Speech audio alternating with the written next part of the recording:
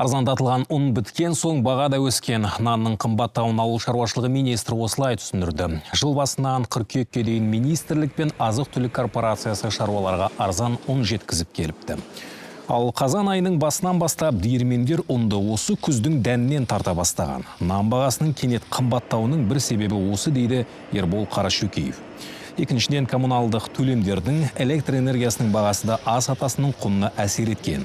Бірақ баға шарықтап кетпейді деп сендіріп отыр министр. Өйткені биыл өткен жылмен салыстырғанда түсім мол. Бұдан бөлек тұрақтандыру қорына 1 миллион тонна дәнді дақыл құйылыпты. Оның 900 мың тоннасы бидай. Бүгінгі таңда дәнді дақылдарды жинау аяқталуға жақындауда. 10 қазандағы жағдай бойынша облыс әкімдерінің жедел деректеріне сәйкес 15-те 9 миллион гектар астық жиналды. Гектарына 13,5 центнер орташа өнімділікпен бастапқы салмақта 21,6 миллион тонна астық бастырылды.